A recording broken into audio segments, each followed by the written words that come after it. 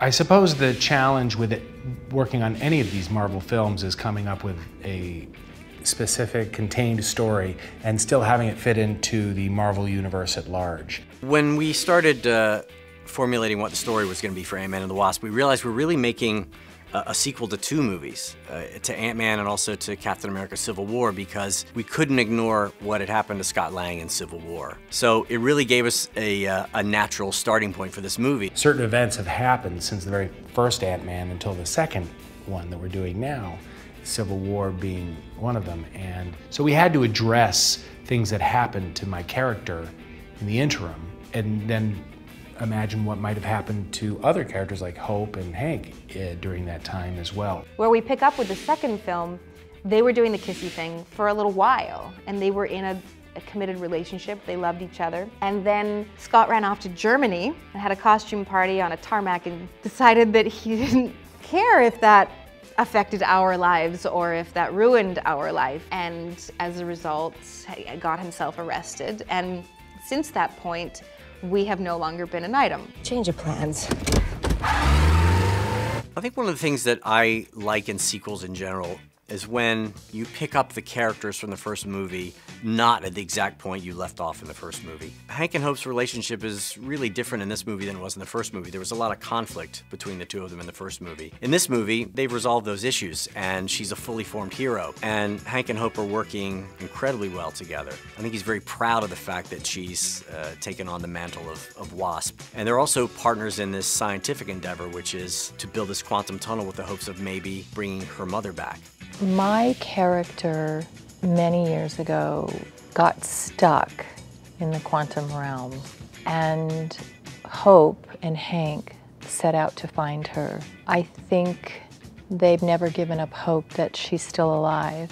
And so throughout the film, it's really their journey and their struggle to find a way to bring her back. Janet is a character in the comic books who's a really important character. She's one of the original Avengers. And when we were doing the flashback scene in the first movie, we didn't see Janet's face because she had the Wasp suit on and had the mask. But we did see her eyes, and I was thinking when we were figuring out who was going to double her in that movie, is like, you know, if we ever got to do Janet in a movie, Michelle Pfeiffer would be great. And I didn't know at that point we were going to make a second movie, much less one that dealt with Janet.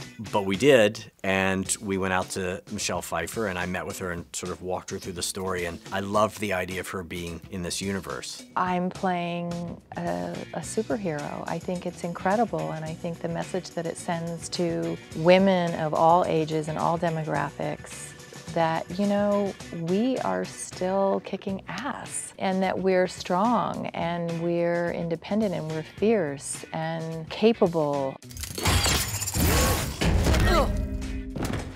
I somehow wound up with Michelle Pfeiffer and Michael Douglas playing my parents, and both being equally as incredible and consummate and lovely and competent and talented. And the best thing about doing a sequel is the opportunity to work with the people you worked with before. So there's a familiarity. You don't have to go in like strangers and kind of feel your way out. There's a comfort factor with your director, Peyton Reed.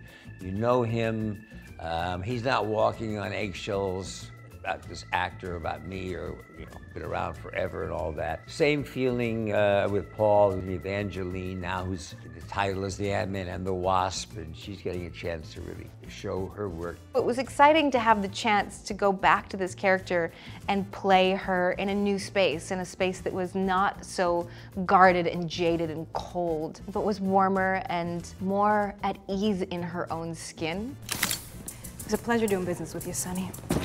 I love doing stunt training. I've done it in the past. I always come in and I'm gun-ho. I'm always like, I will do as much as I can. As soon as it starts getting really dangerous and you feel uncomfortable with me doing it, then I'll step out. But no, 100% I jump in head first, because it's so important to bring, as an actor, the physicality to, you know, the character. You have to do that. The Wasp costume that you saw at the end of the first film was an old prototype from the 1980s. So people have been chattering online saying, wait a minute, the costume we're seeing Evangeline wearing, it looks totally different. And of course it does, because technology has evolved. I updated the suit with my father. We made a new one based on the prototype that fit Hope's needs for this day and age. I did 4 months of fittings, to get that suit perfect. You know, the one thing I told the costumer when we started was, I don't care how long it takes, I don't care how long I have to be in this room with you, we will make this suit perfect. The way that my character moves, as soon as I put the suit on, it made me move in a certain way, and I incorporated that with the style of fighting and with the powers that she has. You know, one of the things that I really like about playing this character is that